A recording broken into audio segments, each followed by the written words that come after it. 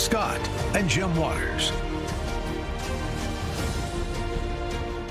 All right, welcome to the program. Welcome to Kentucky's Voice. I'm your host today, Tom Fallbush, and we've got a great program lined up. Today we're going to talk about an interesting civil disobedience effort that's going on here in Louisville, or in this area, in Shelbyville, and relating to LGBT issues and library books and schools, and it's going to be a very interesting conversation. Something that you can do, something that the average person could do, maybe to help make some change on this issue. And also, we're going to talk about will Trump send in the National Guard into Louisville? You know, he's going to send it into Chicago. Why wouldn't he do it in Louisville? And so we'll get into that here shortly as well. But before let's get right to our first topic. Let me pull up this graphic, Mr. Producer, if you can. I've got it on the screen here. If you see, 7.2% of U.S. adults now identify as LGBT. And so 7.2% of U.S. adults identify as LGBT. Now, if you look at this graph, and it goes back from 2014 up to 2022. Okay, look at how many people identified in 2014 by generation. You know, millennials, it was around 7% in 2014. 2017, millennials jumped up to closer to 8 or 9%, and then 2020, suddenly this Gen Z started identifying. Gen Z starts identifying at 15%. Then suddenly in 2022, Gen Z now identifies at 19%. So what is going on? I mean, this, if you believe the propaganda of the other side, that you the LGBT movement, that you're born this way, this is just a fixed, immutable characteristic, just like race or sex, then you shouldn't see this sort of thing. You should see just a consistent line. This, to me, represents more of a social contagion. This is something that has been pushed on people, and especially young people, and young people are confused, and they're adopting these ideas, and this is evidence of it right here. And so how do you push back on that? Because we know this is going on in movies and books and films and TV shows and internet. I mean, all this. If you're a young person today, you're just the messaging from the LGBT movement is incessant, and you're just it's going to be very confusing as a young child. So how do you push back on that? Well, a church here in this area decided to do something, and it's kind of unique. And we're going to play a story here of what they did. This is WLKY covering exactly what they did. So the Shelbyville community is coming together to support the local library after certain books were checked out and never returned. WLKY's D'Andrea Turner explains how a local church is at odds with the library. A Shelbyville church is calling it civil disobedience, but many here in Shelby County say it's simply stealing.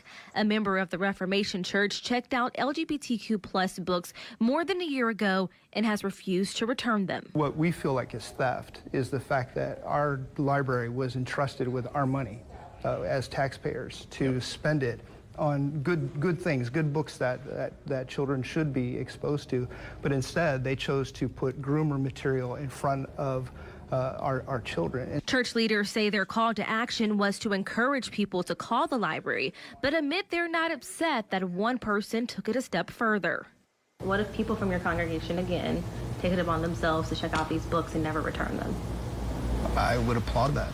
The missing titles cost the library about $500, and now the community is rallying around the library in a show of support. Those are taxpayer-funded books in our library, and those are books for all of us. The local chapter for Kentuckians for the Commonwealth is doing things like donating money and forming a meeting group at the library. We just discussed it last night, so there's not a dollar amount yet, but I know of several other local groups that are planning to raise money and purchase titles. That includes the Shelby County Democratic Party. We've had contributions that are earmarked to go to the library. Another group, Voices for Justice, is also raising money. Already, they're just saying, we're going to support it, we're going to support it. So I anticipate that it will be a great response to this, and that we'll be able to just help fund different things at the library. In Shelby County, D'Andrea Turner, WLKY News. Right, there you go. So this is just genius. I just applaud the folks at this church and the effort there. And it does many things. It does one. It just highlights the issue. It highlights the issue of Okay, it highlights the issue, and it makes sure that people understand that the library has these sort of books. And so, so if anything else, it just highlights this point. But we're going to bring in the actual pastor of this church, the pastor of Reformation Church Shelbyville, Pastor Jerry Dorris. Jerry, can you hear me okay? I can now. Okay, yes, great. sir. Okay, very good. Well, great. We've got you on today. So this is exciting. I just ran across a story last night. I was really impressed. Now, according to the story, you yourself or the church as it is not actually doing this. These are some of your parishioners or maybe people that are connected with your church, and so you're not doing it yourself, but you're encouraging people. Hey, take a stand, maybe do something, and so yeah. Is that right? Yeah, because that's an accurate statement. We have not encouraged anybody to do anything other than about a year ago, we had a member of our church go to the library. It was actually his daughter who discovered some books that were questionable, and she brought them to her dad, and he's freaks out, and so he actually then to go research the library, find 16 total books that are pushing this agenda, and he checks them out, and he brings them to us as elders in the church, and he says, hey, this is what's going on. And so we produced a video to highlight in our community what our library had done, because prior to this, we had no knowledge that they were doing anything like this. And, from that, we produced a video to just highlight what's happening and encourage people to put some pressure on the library board, the library director, and those kind of people to get this stuff out. And that's what happened. And then, I guess the next step was that, what do we do with these books? And his suggestion was, I'm not going to return these books. I don't want to put them in children's paths. So he counted the cost of what that would entail for him to never return them. And we support that. We thought that was a good idea. But we've never from the pulpit, like, hey, let's invade this library and let's, check out books or anything like that.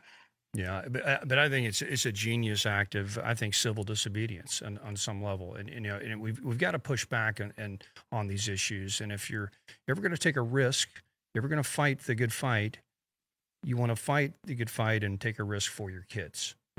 At the end of the day, you've got to look at your kids and say and realize, hey, I did the right thing. So this is brilliant.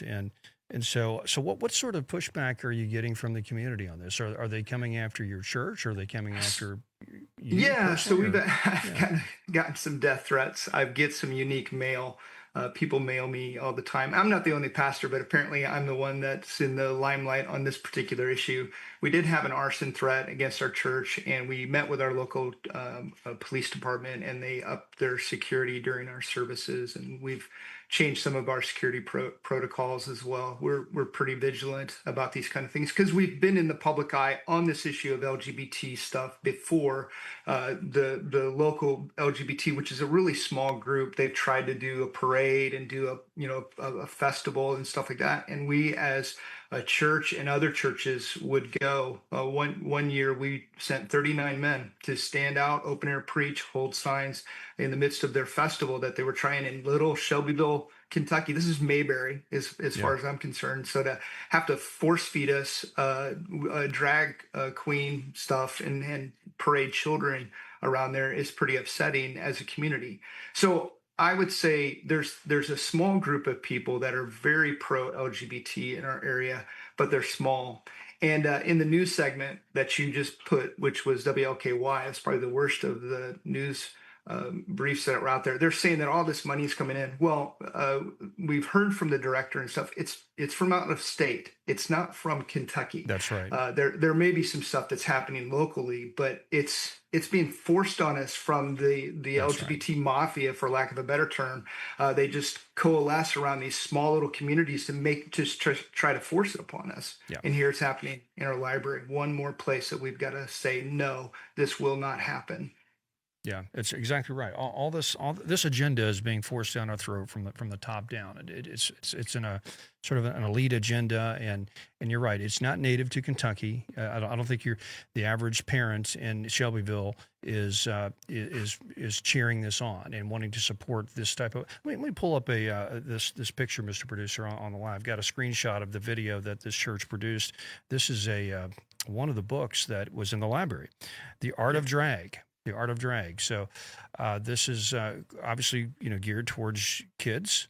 And this is in the children's book section, and there's several others. There's other titles that talk about gay marriage, and they use it. They use like animals or like two worms that are they're confused on what gender they are, so they're not going to be a male or female, and they get married, and it's just propaganda, pure and simple. And kids do not think of this stuff inherently. They do not.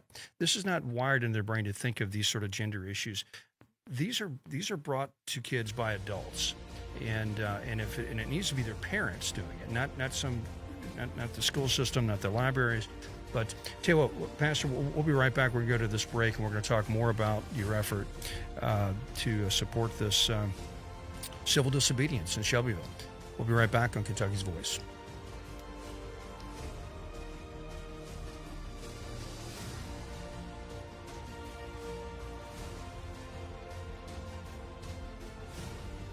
Are you ready to stand for truth? Kentucky is at a crossroads, and we need voices that won't back down. This is your moment to rise, speak up, and be part of a movement that's changing the narrative in the Commonwealth. Kentucky's Voice is calling on bold citizen journalists, fearless editors, and those unafraid to speak truth in the public square. Volunteer, intern, contribute. Scan the QR code or visit kyvoice.org to join the fight. This is more than media. This is your moment. You are Kentucky's voice.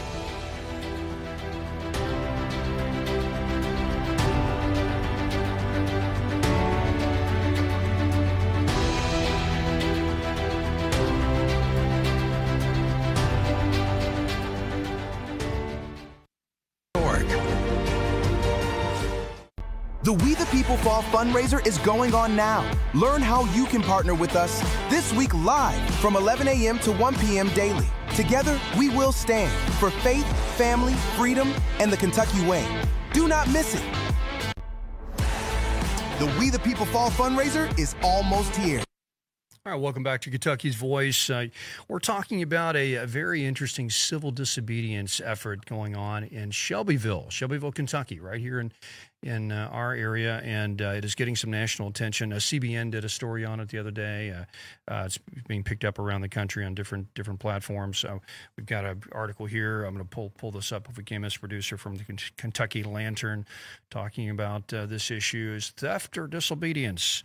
16 volumes go missing after Shelbyville Church urges members to check out and never return library books about LGBTQ plus people. And I think this is just genius because what it does, it highlights the issue. And so it highlights the fact that these books are in these libraries and they're in the children's section, the children's books. You can go back to me, Mr. Producer, if you like. You can go back to me if you want. That these books are in the children's book section. So we've got Pastor Jerry Dorris on the line, who's the pastor of this church. And so Pastor Jerry, we've talked about some of the pushback you've gotten, and honestly, I think this is something that we should encourage on some level. Granted, maybe this might be in violation of the terms of the library of checking these books out, but at the end of the day, the civil rights movement, they broke the law. They broke the law by sitting in a lunch counter. They broke the law by not dispersing when the Alabama State Police tried to disperse them from the Montgomery Bridge. These things are sometimes you have to take a stand and rub against the powers that be to make a point. And this is genius. And I honestly encourage people to do this. I think this is a clear way to highlight the issue, if anything else, and also pull these things out of the library at the same time. So real quick, Pastor Jerry, what do you think of that? Do you think is this a movement that should spread? Should we encourage this around the country? Because I would definitely encourage it, with the caveat to know what you're getting into. In the state of Kentucky, not returning a library book is not a criminal offense. That's how it's handled here. It's a civil matter. So think in terms of your electric bill. If you don't pay your electric bill, the cops don't show up. It's not treated as criminal. You'll be fined. There'll be different things that happen. And so in the state of Kentucky, if you don't do this, then what happens is it'll eventually go into collections, and you'll get collection notices. And even on the collection notice, it says this will not show up on a credit report. So there's really no consequences, in my opinion, that are of consequence here in the state of Kentucky. And I can't help but notice that we have an awful lot of homeschool dads who probably never, ever check out a book from the library that could easily go and do something like this and never have to worry again. Yeah. And we could rid our state of all this filth that's happening right now. Yeah, I think it's a great plan. Even if you had to pay the $400 for the 16 books, I would do it gladly just to get those things out of there.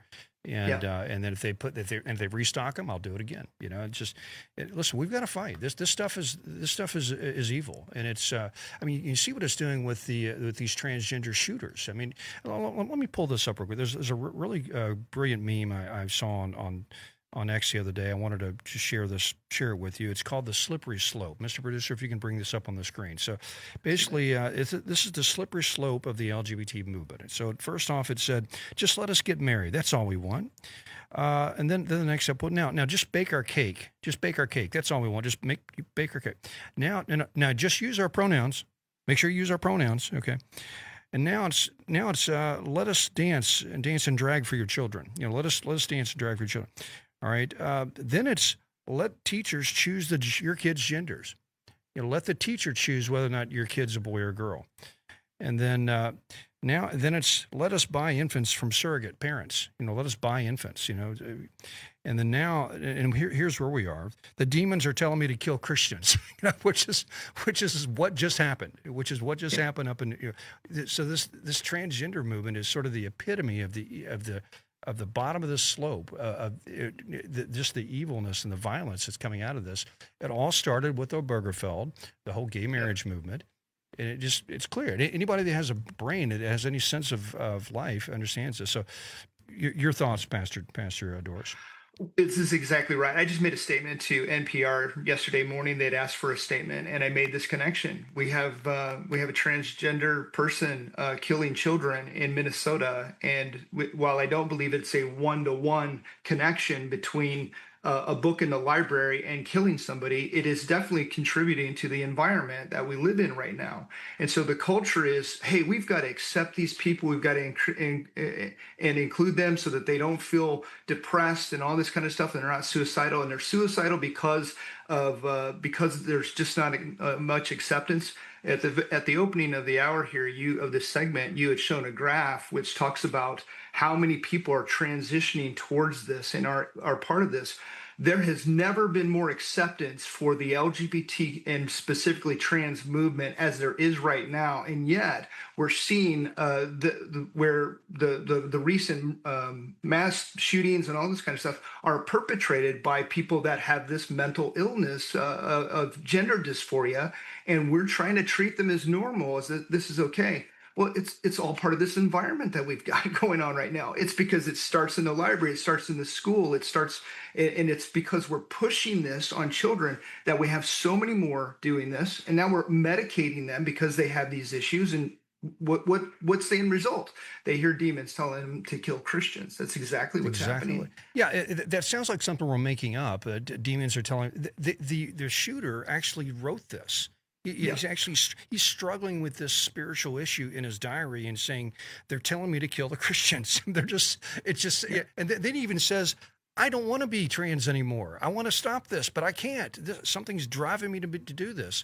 And so as a pastor and as a Christian, and I am as well, we know that this is beyond just a mental health issue. There's a spiritual battle that's tied into all this. And so, you have to look at these things beyond just the psychological, just the biological.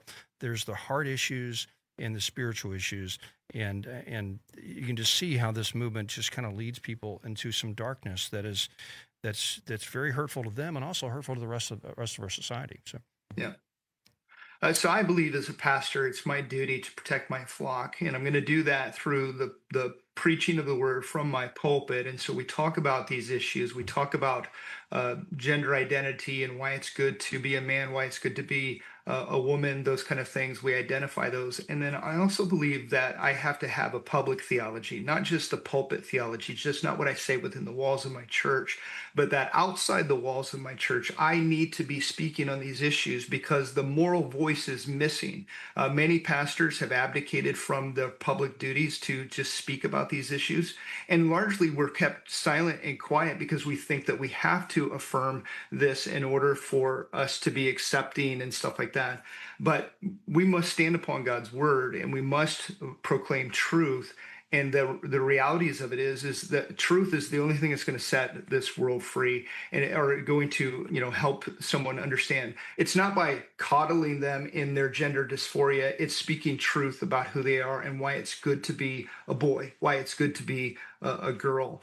That's exactly right. And not only preach truth, it's also important to take action and engage publicly, like you said, speak truth, to have a public theology that also translate into some action. And very interestingly enough, some folks in your congregation in Shelbyville have stepped up and they've actually checked out these books and they're not returning them. And I think it's a beautiful thing. Let me go back to this chart real quick, Mr. Producer. I want to read a couple of tweets that are on this page that are very poignant. And so at the bottom right here, it says, there's no 5-year-old in the world that is gay, lesbian, or transgender. Young children do not talk about sex and sexuality unless they have been groomed to do so by an adult. Bottom line, that is so true. That's exactly what these books are doing. They're grooming young children. And Pastor, thank you for your fight and for your standing up in your community to help protect children. And so there we go. So last word, we got 5 seconds left. But not enough time to say anything. We'll go. We'll be right back after this next segment. Thank you. The We the People Fall fundraiser is going on now. Learn how you can partner with us this week live from 11 a.m. to 1 p.m. daily. Together, we will stand for faith, family, freedom, and the Kentucky way. Do not miss it. All right, welcome back to the show. We just had a great guest on and a great topic about the LGBT movement and how local people are pushing back on it and how they're using the library. They're checking out books in the library that shouldn't be there and not returning them. I think that it's just genius, and I encourage that effort. And just be wide-eyed about what you're doing because they probably will send a collections person after you, but who cares? It doesn't go on your credit record apparently. So. Anyway, just dig into the story. It's awesome. I love it. And we have a text that came in that said, earlier in your broadcast today, the comment was made by the LGBTQ movement still pushing the born that way lie. Those LGBTQ activists who do know that is a lie, who do that know. Well, I can't read this right. They know that it's a lie. They know the science doesn't show that.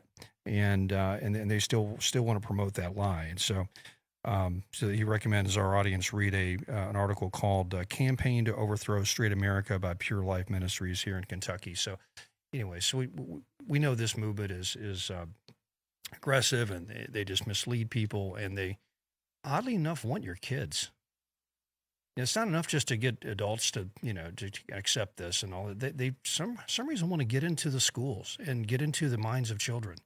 And because they know it all starts there. They know the confusion it's easy to confuse a child, and that's where a lot of this sexual confusion comes from, is in childhood through trauma, through family issues, and a lack of a loving father. Usually daddy issues are where a lot of this stuff comes from, and it's tragic. And you don't want to beat up on people that are struggling with this. Obviously, we're not here to just trash people that have same-sex attractions or confused about their gender. My heart goes out to them. But at the same time, the movement that a lot of these folks want to push on us and our society and on our children is wrong, and it's evil. It's really evil, and it's going to hurt more people. And so we've got to push back on that. So hands off to Pastor Dorris there in Shelbyville. Give him all the support you need. I'm going to switch gears on another topic here. Andy Bashir he's taken his podcast national.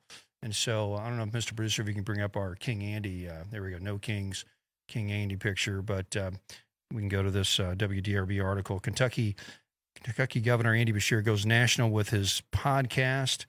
And so he's now on Sirius XM radio. So he started a podcast a while back, like all the other aspiring Democrat, presidential candidates, just like Gavin Newsom.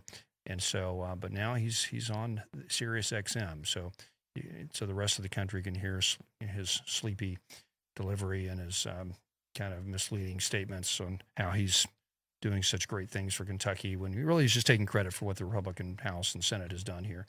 And but he cares. Yeah, he cares for you, and his faith tells you that it's okay to groom your kids, into the LGBT movement. That's what his faith says. His faith says it's okay to have this book in your library to teach your kid to be a drag queen. And so maybe he'll do a podcast on that. How to turn your kid into a drag queen. That'd be a good topic, Mr. Governor. Why don't you cover that, because you've been promoting that stuff quite a bit. So, but anyway, just a little bit on Andy Bashir. So if you want to hear him, he's on Sirius XM. I want to go to another topic. Obviously, Trump's been in the news a lot with his move to bring in federal law enforcement into D.C. and to try to get D.C.'s crime problem addressed using federal means, and that is awesome. That is genius, and I'm very proud of Mr. Trump for doing that. The next step looks to be Chicago, right? And so Chicago seems to be the next move. And so now the question is, where does he go from Chicago? Because Chicago has got a pretty high crime rate, right? And so, but I started the other day I started asking Gronk. I said, well, what is? Let me see if I can pull this up. What is the crime rate as it relates to Louisville and Chicago? And I'm going to hopefully pull this up real quick. I thought I should have had this ready. So here we go. Murder rate in Chicago versus Louisville. And believe it or not, Louisville has a higher crime rate than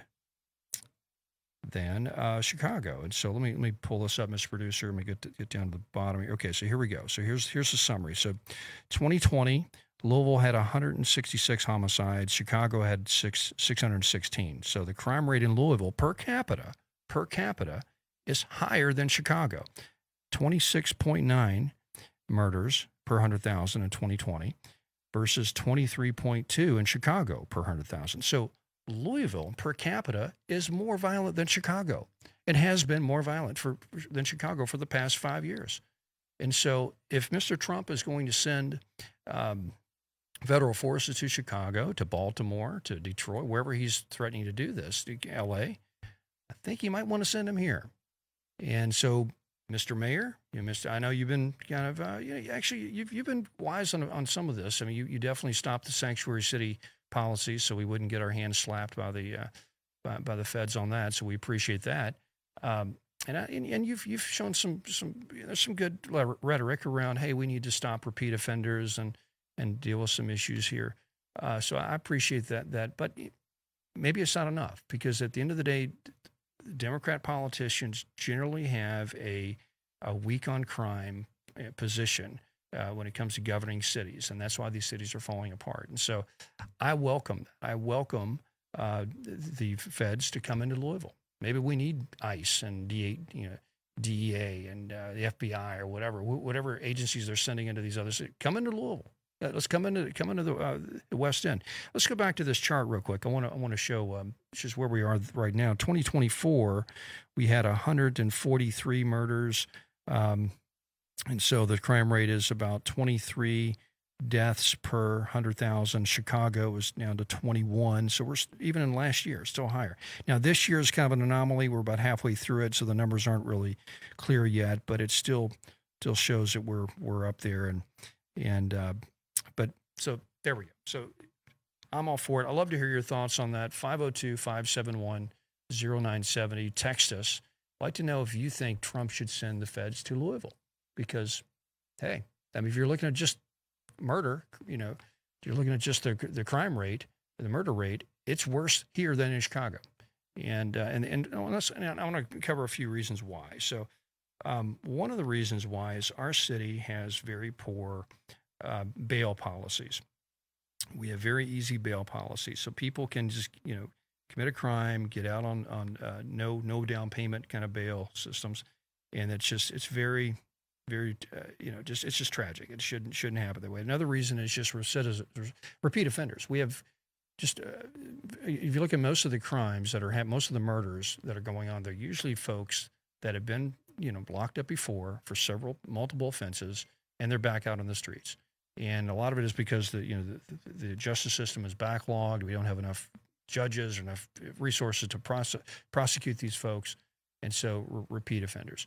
And so if we can just tackle those two issues right there, that would improve things quite a bit. So let's get repeat offenders off the street, and get them in jail where they belong, and let's get bail reform, and that would help tremendously. So, love to hear your thoughts on that. Should we have the feds come into Louisville and help police this town, just like they're going to do in Chicago?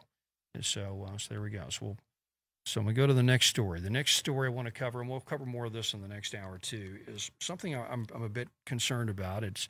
I'm starting to look into the issue of the birth rate, and if there is a population decline that is occurring in our country and really around the world, but it's starting to hit the U.S.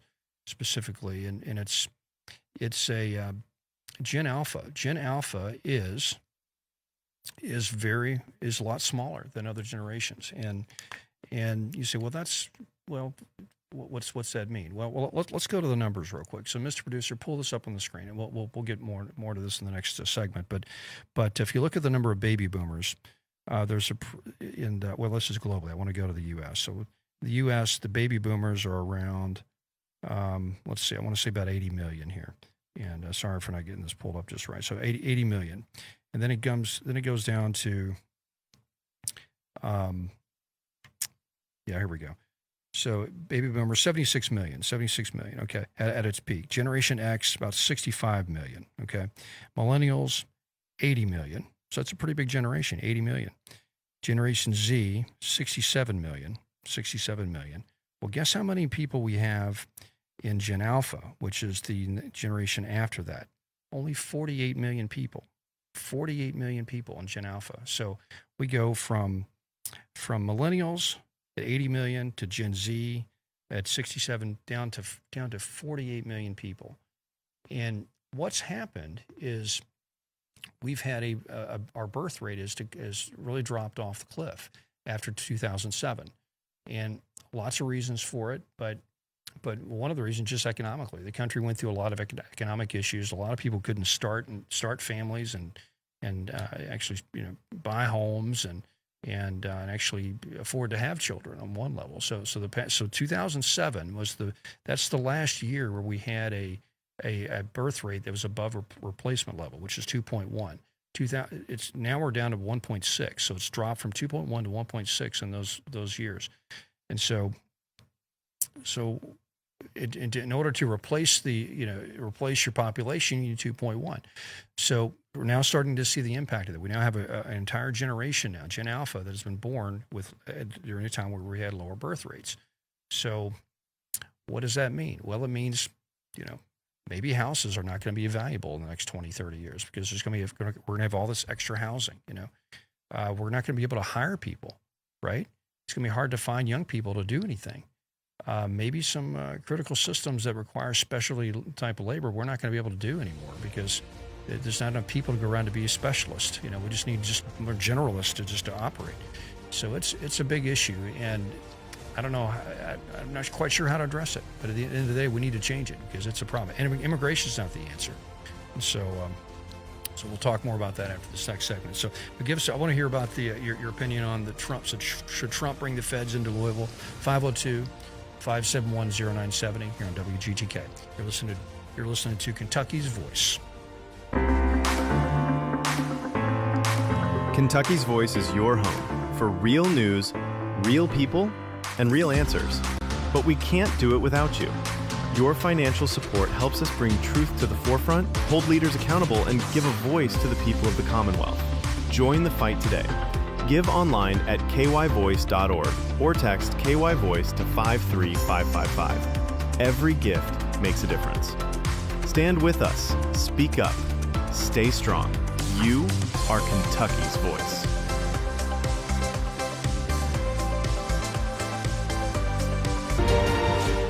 All right, The welcome We the back. People Fall fundraiser is going on now. Learn how you can partner with this week live from 11 a.m. to 1 p.m. daily. Together, we will stand for faith, family, freedom, and the Kentucky way. Do not miss it. All right, welcome back to the show. We've got some texts that have come in about the should Trump bring the National Guard and federal forces into Louisville to deal with Louisville's murder rate, the crime in Louisville. As we noted in our last segment, that Louisville's per capita murder rate is higher than Chicago. Higher than Chicago. So now, obviously, Louisville's smaller than Chicago, but we're talking about per capita. So from a per 100,000 person viewpoint here, we have a higher murder rate than Chicago. So if Chicago deserves federal troops and National Guard, maybe Louisville does. Maybe the federal National Guard needs to show up in the West End, in the Russell neighborhood, or Newburgh, or in some of these areas that have high crime, and I think people would welcome that. We had to have a text here from someone who says any citizen of Metro Louisville that's paying attention would welcome the National Guard. Our weak mayor controls our police department, and so there we go. So I've got mixed feelings on Greenberg. I think he's done, for a Democrat, he's done some decent things, but he's not as far left as some of these other Democrat mayors out there. But at the end of the day, he's still beholden to the Democratic system and the way and the worldview, and even though he's maybe a Democrat light, he's still someone that kind of upholds the whole woke ideology and a lot of that stuff doesn't help law enforcement, doesn't help the issue of crime, and so anyway, so I'm going to go ahead and play a clip from Stephen Miller here, who's talking about crime and why they're doing this in Chicago. So, Mr. Producer, we're going to play this real quick. The reason for the nonstop bloodshed streaming through the streets of Chicago, you saw the statistics. Just over Labor Day weekend, another 54 people were shot in Chicago. 58 people, almost 60 people, just in one weekend. The reason for this is because the Democrat leaders, the mayor of Chicago, Brandon Johnson, the foolish governor of the state, Pritzker, as well as the senators of the state, Democrat leadership from top to bottom, refused to put the violent street criminals in jail. If you look at the rap sheets, what you will see is arrested and released, arrested and released, arrested and released. They are never kept in jail. So you have a small percentage of the population that are serial criminal killers, gangbangers, hoodlums, and drug dealers that are left to roam free and shoot and maim and rape and mug with impunity from the age of 14 all the way through the rest of their lives. That's the reason why. Here in Washington, D.C., where I'm talking to you from right now, in just 3 weeks, President Trump has turned the most dangerous city in America to the safest metropolis in the United States of America. And how did he do it?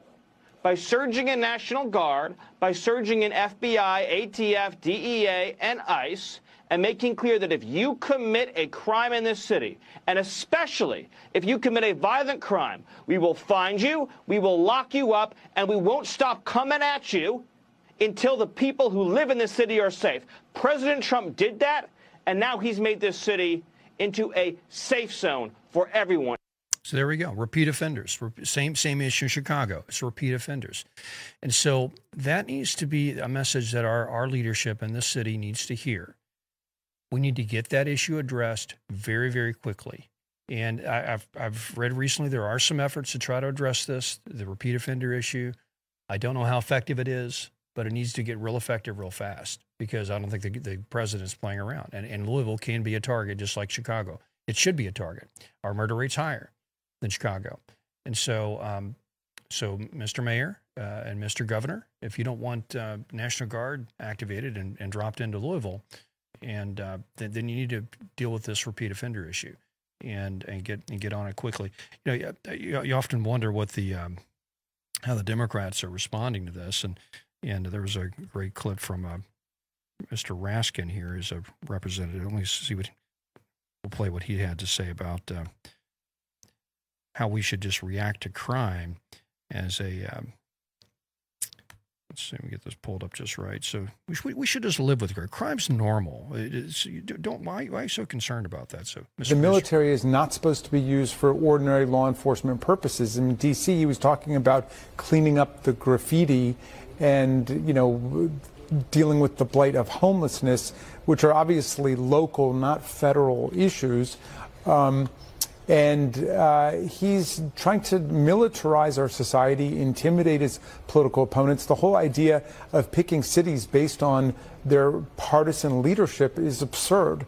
I mean, there are lots of Republican cities and towns struggling with crime. Everybody is across the country. Always. Crime has always been part of our history. And yet crime is down. In D.C., for example, it's at a 30-year low. It's down in Baltimore. It's down in Chicago. But the point is that in our system of federalism, the different branches of government and the different departments of government are supposed to work together. If Donald Trump thinks he's got some great ideas for Chicago or Miami or Houston, Texas or whatever, he should call a summit for the White House and say, hey, here's some ideas where the feds can work together with states and localities, not have a series of rolling National Guard invasions of people's cities. Well, I think it's very clear that these Democrat cities, Democrat mayors like those in Chicago and Baltimore, they have no interest in changing their policies. People have tried to reform their policies, and the end result is just murder and mayhem and the destruction of those cities. And so I applaud President Trump. That is the federal government's responsibility when local government fails to step in and help. And especially because we're also citizens of this country that live in Louisville as well. We're also citizens of the United States that live in Chicago. So we have the vested interest in both federal and local systems here. And so I applaud that. And crime's just normal. But the devil's in the details, Mr. Raskin. Sure, crime's always going to be with us. People are always going to. We're fallen creatures. We have sinful natures. There's going to be crime, right? Just like there's always going to be war.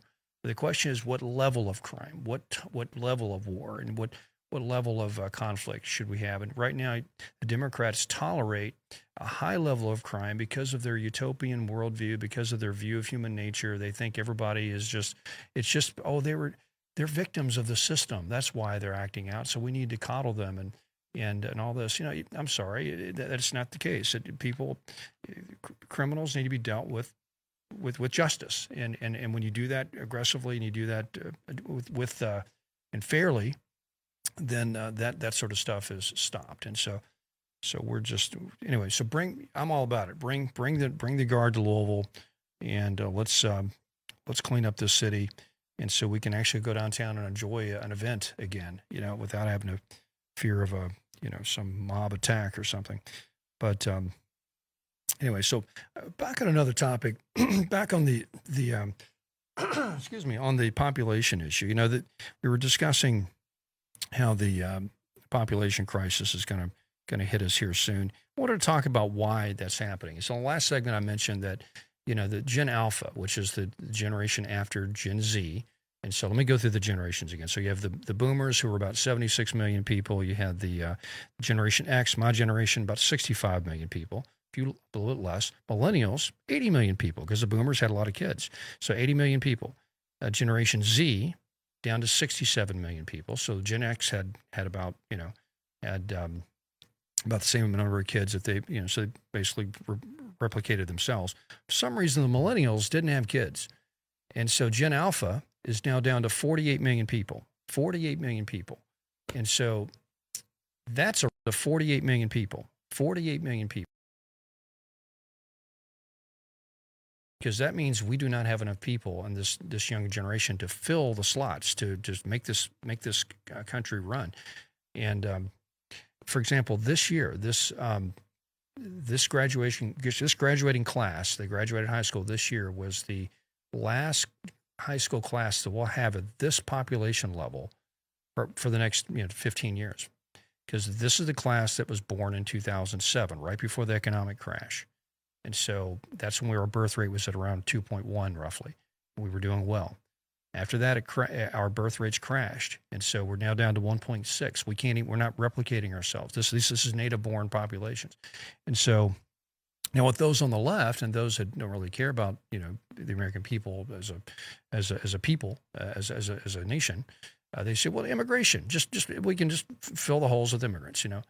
Well, there's a lot of problems with that, and obviously people need to feel like they are part of a country that they can relate to. And so when you have this high levels of immigration, like you see over in Europe and here in the U.S. now, societal trust breaks down. We have all these social issues, enclaves develop, ethnic rivalry and tribalism develops, and it's just wrong and bad, and no one wants to live in a country like that. So that's not the solution for us. Actually, I think the whole immigration problem is contributing to the low birth rates, because people have less children when there's a lot of immigration, because you can't. There's actually a study on this. There's actually a study here recently. The more diversity, the more immigration you have to an area, the less marriages form, because that means people are not connecting to one another as easily, because there's a lot of distrust in the community that you do. So you're not forming natural relationships. And so high levels of diversity and immigration hurt marriage, or hurt birth rates. So it's hurting our birth rate. But let's talk about other issues that hurt our birth rate. Obviously, economics. Young people, Gen Alpha, Gen Z have complained about this for years. Ever since 2007, the economy's been terrible, and they can't really get a house. They can't move forward in life, so that's terrible. But really, the bigger issues are cultural. Feminism has been very popular this past 15 years, and it has basically told women, you don't need to get married. You just need to go to college and start a career, and then maybe in your 30s think about it. Well, in your 30s, you're not as fertile, and you can't have as many kids, and plus you're not as attractive to men, and they'd rather marry a 20-year-old. And so that's hurting us. The social media is hurting us. Online dating, that's really just messing up the whole dating dynamic, and I can go into a whole spiel on that. And then also what we started off the show with, the LGBT movement, the push of the confusion of all this gender ideology, this same-sex stuff, that is inherently sterile. That is inherently sterile. You do not have kids when you push into same-sex unions. And so we have a lot of problems, and it's going to start hitting us really hard in the real sense, because there's going to be just less people. And so who's going to change your bedpans when you get older, right? Okay? So that's where we're at now. And so listen to Kentucky's Voice. We'll talk to you tomorrow.